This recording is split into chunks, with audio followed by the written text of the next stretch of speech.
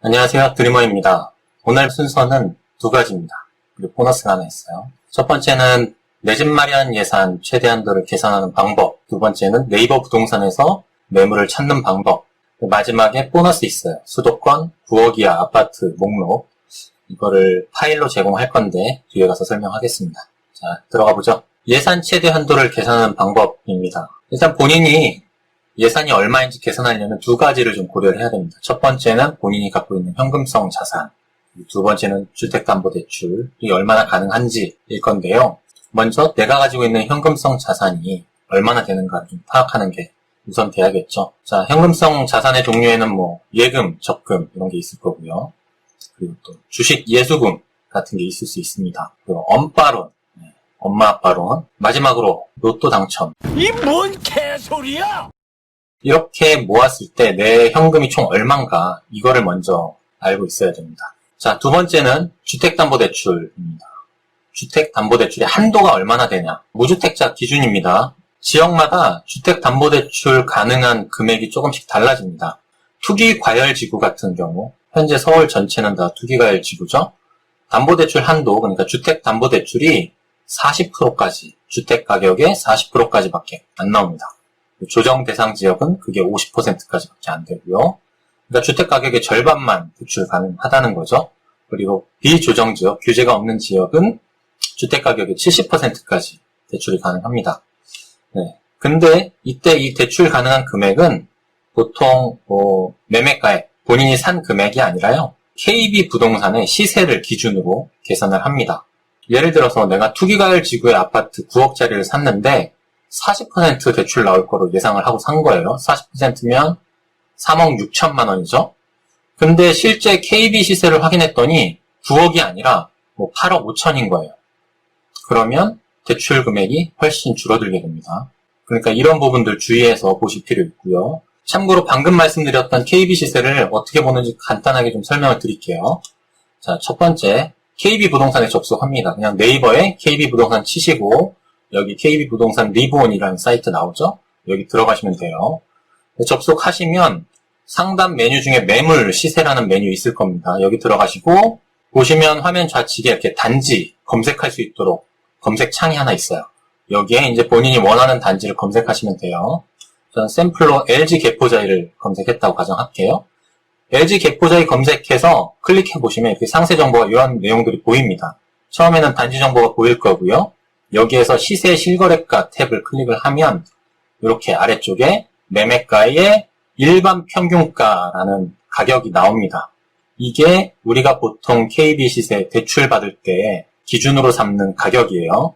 은행에 따라서는 1층인 경우에는 여기 왼쪽에 있는 하위 평균가를 보고 대출을 해주기도 합니다. 보통은 이 가격을 기억하시면 될 것 같아요. 그러면 이렇게 현금성 자산과 주택담보대출을 합쳤을 때 최대 한도가 얼마인지 나오겠죠? 그러면 이렇게 생각을 해보면 될 겁니다. 1번의 현금성 자산, 이게 다 합쳤더니 한 3억 정도 된다. 그러면 투기과열지구에 이제 주택담보대출 40% 최대한을 받았을 때 5억 이하의 주택까지는 구매가 가능합니다. 조정대상 지역은 주택담보대출 50% 최대한 활용했을 때 6억 이하까지 가능하고요.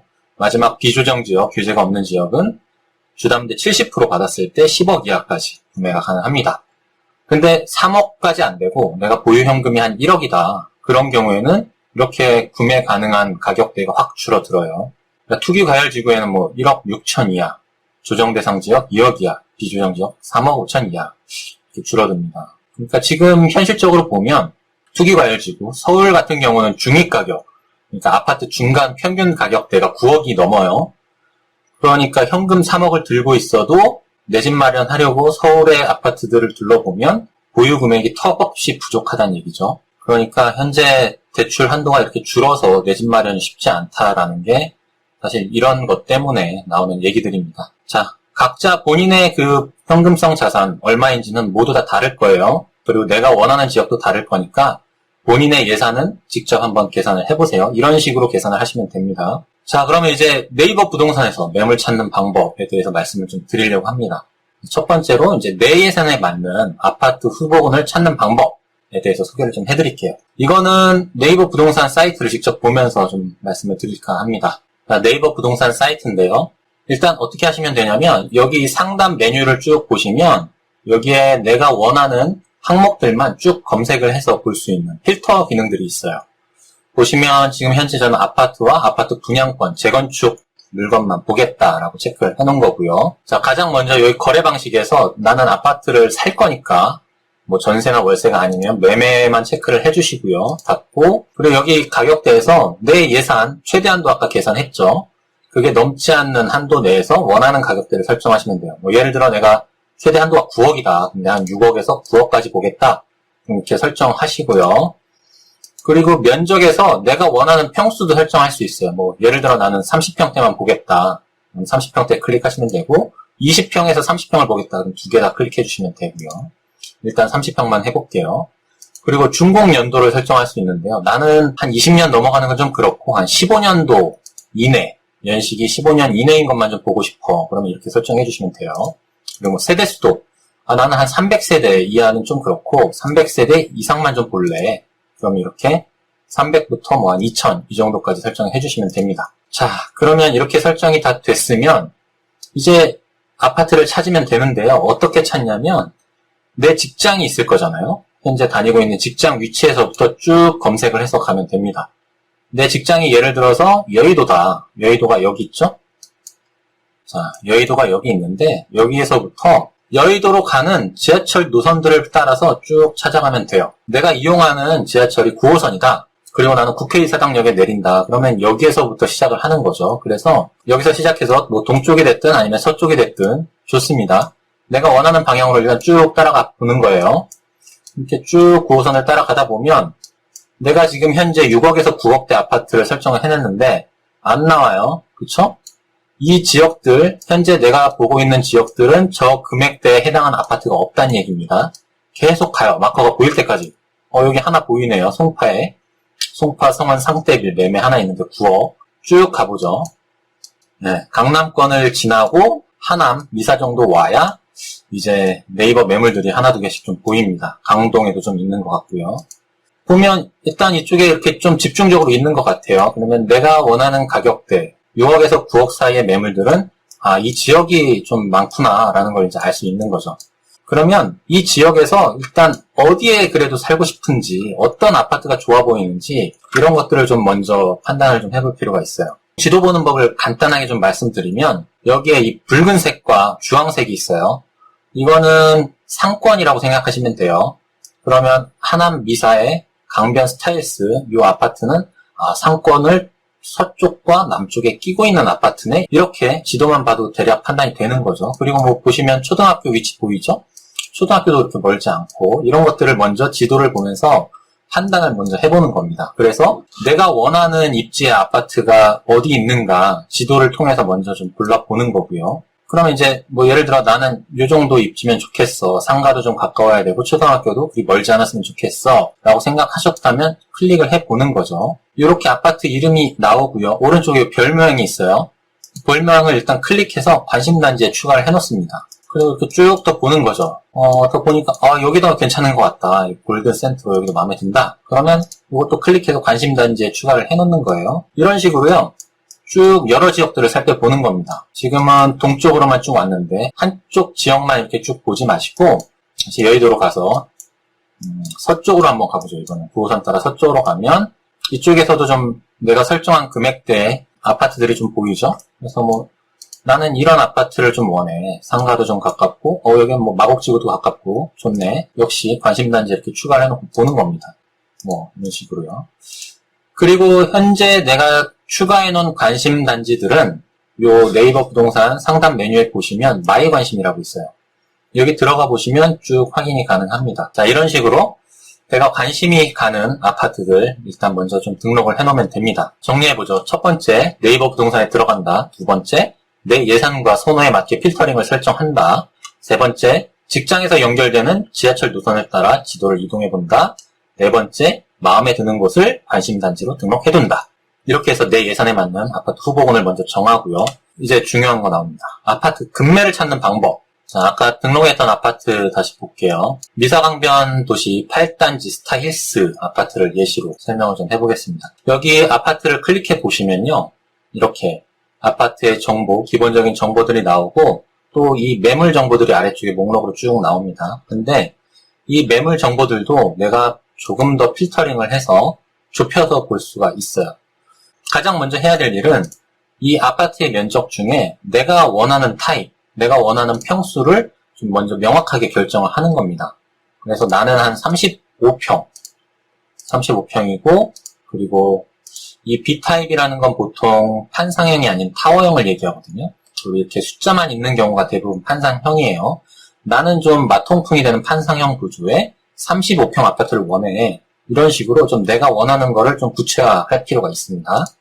그래야지 나중에 시세 조사하고 비교하기가 편해요. 그리고 지금 이렇게 올라와 있는 가격들을 쭉 보시는데 처음에 시작하실 때는 어떻게 하시냐면 여기 등록되어 있는 매물들을 쭉 보시고 8월 5일 날 보면 2개가 등록이 돼 있죠. 근데 가격이 9억에 5층 그리고 이거는 9억에 7층인데 이미 거래가 됐고 이런 자료들을 엑셀 같은 데다가 쭉 정리를 해주시는 거예요. 엑셀에 정리하는 양식은 제가 샘플 하나 보여드릴게요.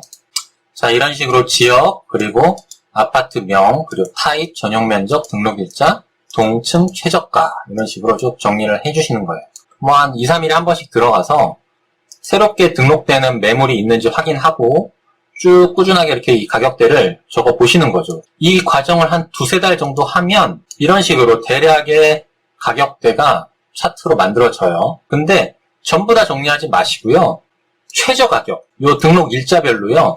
이 날에 등록된 아파트 중에 가장 싼 가격들 위주로 일단 정리를 하시라는 겁니다. 그래서 이런 과정을 한 2-3달 정도 거치면요. 자료가 꽤 쌓일 거잖아요. 이렇게 쌓이면 이런 것들을 차트로 좀 만들어 보면 이렇게 최저가의 흐름이 어떻게 됐는지 판단이 돼요. 이 아파트의 최저가 호가가 어떤 식으로 움직였는지 그림이 대략 그려져요. 그럼 보시고 계속 정리하시다가 이 가격 좀 싼데? 이 자료는 제가 샘플로 입력한 건데 예를 들어서 쭉 정리하다 보니까 갑자기 9억 4천이 뚝 나오더라. 5천, 8천, 9천으로 가다가 9억 4천의 가격대가 딱 나왔더라. 이런 것들 관심 갖고 보시면서 직전에 내가 조사했던 최저가보다 더 싼 게 혹시 등록되면 내가 이제 금매인지 아닌지 조금 더 조사를 해보라는 거죠. 이렇게 한 2-3달 정도 좀 정리를 해보시면 대략 이제 이 아파트의 최저 호가 가격대가 얼마 정도인지 이제 눈에 들어오실 거예요. 그러면 그 가격대가 좀 파악이 되면 이제 새롭게 매물들이 계속 등록이 될 거잖아요. 그럼 이게 싸다 아니다가 이제 좀 느낌이 오는 거죠. 그래서 이제 쭉 관심 갖고 이제 조사를 하다 보면 어느 날 갑자기 내가 과거에 조사했던 최저가보다 더 싼 가격이 등록이 되는 때가 있을 수 있어요. 그러면 이제 그거를 실거래가랑 좀 비교를 해보는 거죠. 정말 싼 가격인지 아닌지. 예를 들어서 과거에 내가 이런 식으로 정리를 해놨어요. 근데 지금 한 8월이 됐는데 8월이다. 8월 한 15일이 됐는데 같은 동에 갑자기 이제 중층이 매물이 나왔어요. 중층이 매물이 나왔는데 이게 한 8억 7천에 나왔어요. 근데 지금까지 과거의 최저가는 703동의 저층 매물이 9억이었단 말이죠. 근데 중층에 8억 7천에 올라왔다. 그러면 되게 싸 보이잖아요. 이러면 바로 이제 조사를 해보라는 거죠. 근데 이렇게 시세 조사를 안 해놓잖아요. 그러면 이게 8억 7천에 올라와도 이게 과거보다 싼 건지 비싼 건지 가늠이 안 돼요. 왜냐하면 네이버 부동산에 있는 매물은 한 달이면 사라지거든요. 최대 한 달 유지했다가 한 달이 지나는 순간 매물이 사라져버립니다. 그러니까 이게 최저가가 9억에 올라와 있었다 하더라도 시간이 오래 지나면 없어진단 말이에요. 그러니까 이런 작업들을 꾸준히 해놓지 않으면 가격이 어떻게 변해오는지 알 수가 없어요, 소비자들은. 그래서 이런 식으로 최저가만이라도 좀 정리를 해보시라 라고 말씀 좀 드리는 거고요. 그래서 이렇게 최저가가 새롭게 등록된 것 같아요. 이런 식으로 8억 7천에 등록이 됐어요. 그러면 무조건 이걸 사라는 게 아니고 실거래가랑 이제 비교를 해봐야 되는 거죠. 자, 다시 네이버 부동산 가서 여기 다시 볼게요. 네이버 부동산 아파트 마커 클릭하시면 단지 정보가 있고 가운데 시세 실거래가라고 있어요. 여기에 내가 원하는 면적을 이렇게 클릭을 하시면 이 실거래 내역을 보시면 돼요. 최근에 얼마의 가격으로 거래가 됐었는지 이것들을 쭉 보시고 내가 아까 엑셀에 기록해뒀던 최저 가격하고 비교를 해보시면 되는 거죠. 그래서 최근에 등록된 실거래 가격보다 내가 엑셀에 등록했던 최저가가 더 싸. 그러면 이거는 좀 급매일 수 있겠다라고 생각을 하면 되는 거죠. 이런 식으로 좀 찾아보시면 돼요. 그리고 영상 거의 처음쯤에 KB 부동산 시세 확인하는 방법을 말씀을 드렸는데요. 네이버 부동산에서도 확인이 가능해요. 보시면 이 실거래가 아래쪽으로 내려와 보면 매매 시세라고 있습니다. 여기에 KB 부동산을 클릭하시면 KB 부동산 시세도 나와요. 근데 여기서 보이는 건 하한가랑 상한가밖에 없죠. 그러니까 요 링크 있죠. 여기에 시세 정보 더보기 요걸 누르시면 바로 해당 아파트의 KB 시세 화면으로 넘어가거든요.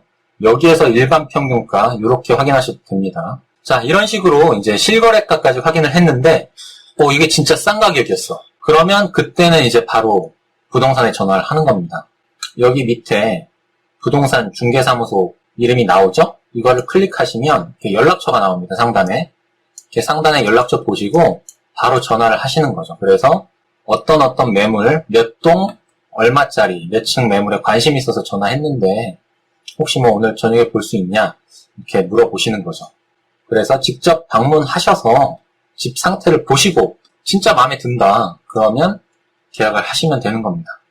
근데 주의할 점이 있어요. 주의할 점. 이렇게 상승장일 때 그리고 매도자 우위이고 매수자가 많이 있을 때 그때는 이런 경우가 있습니다. 소장님이 이거는 빨리 사라질 것 같으니까 일단 계약금을 먼저 입금하세요 라고 이제 권유하는 경우가 있을 수 있어요. 이분이 그렇게 하신다는 건 아니에요. 닫아야겠다. 괜히 오해를 주니까. 근데 그렇게 혹시나 권유를 하더라도 집 보기 전에 계약금을 넣으시면 안 됩니다. 이렇게 싼 가격이다 싶어서 일단 계약금부터 넣었는데 막상 집을 가서 보니까 집의 상태가 막 천정에 누수 자국 있고 막 벽에는 크랙과 막 곰팡이가 가득하고 샤시가 망가진 데도 있을 수 있고 때로는 막 거실 앞에 보이는 게 막 담벼락이 보이고 막 이런 집일 수도 있어요. 근데 이거는 직접 가보기 전에는 사실 잘 모를 수 있거든요. 그러니까 계약금 넣고 막 그때 가서 후회하지 마시고 무조건 집을 일단 보신 뒤에 그 다음에 계약금을 넣더라도 넣어라 라고 말씀을 좀 드리고 싶네요. 자, 그럼 정리해 볼게요. 아파트 금매 찾는 방법. 자, 내가 원하는 타입을 먼저 명확하게 한다. 그리고 최근 2, 3개월 정도 호가를 꾸준하게 조사해서 기록한다. 최저가 위주로. 그리고 신규 등록되는 매물 가격이 직전 최고가보다 싼지 확인을 한다. 그리고 실거래가와 비교를 해본다. 직접 방문해서 본다. 마음에 들면 매수를 한다. 자, 근데 막상 이렇게 찾으려고 하니까 금매 찾는 것도 사실 쉽지는 않죠. 근데 이 말씀을 좀 드리고 싶습니다. 금매는 노력하는 사람에게만 보인다. 궁서체죠? 진지합니다. 진짜 그래요. 금매는 정말 노력하지 않으면 찾을 수 없습니다. 내가 노력도 하지 않았는데 내 눈에 금매가 띈다. 네, 그거는 호구를 노리는 인기 매물일 수가 있습니다.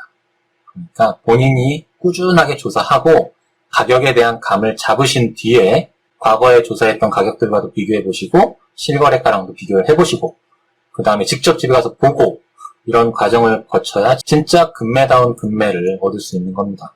그러니까 정말 노력이 필요합니다. 거저 주어지는 건 없어요. 자, 마지막 보너스입니다. 보너스.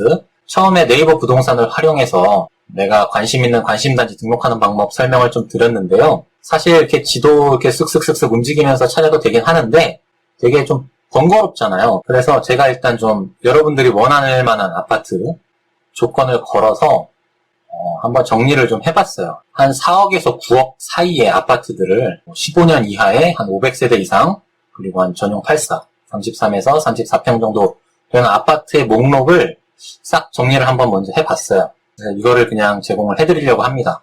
조사를 해보니까 서울시에는 한 34개 아파트가 나오고요. 경기도권에는 한 410개 아파트가 있었고요. 인천에 한 94개 정도가 나왔습니다. 수도권만 조사를 한 거예요.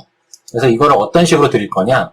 이런 식으로 조사를 했어요. 네, 시군구가 나오고 그리고 읍면동 어떤 동인지 그리고 단지명이 나오고요. 그리고 전용 84 전용 면적 얘기하는 거고요. 그리고 평균 매물 가격입니다. 최저 가격 아니에요. 이 단지 내에 올라와 있는 매물 가격 최근 일주일 동안의 평균 매물 가격을 정리를 한 겁니다. 자, 아무튼 이런 파일을 제공할 건데 유튜브를 통해서 이걸 다 보여드릴 수가 없잖아요. 그래서 제가 별도로 이 내역들, 상세 내역들을 정리를 해놨으니까요. 이게 필요하신 분들은 고정 댓글에 그 링크 주소 남겨놓을 테니까 고정 댓글을 좀 확인을 해주세요. 그 고정 댓글에 남아있는 링크 타고 가시면 바로 그 웹에서 이 목록을 보실 수도 있고, 이 리스트 최하단에 보시면 제가 엑셀 파일로도 업로드를 해놨어요. 파일을 다운로드 하셔서 보시는 게 편하신 분은 파일 받아서 보시면 됩니다. 오늘 준비한 영상은 여기까지입니다. 감사합니다.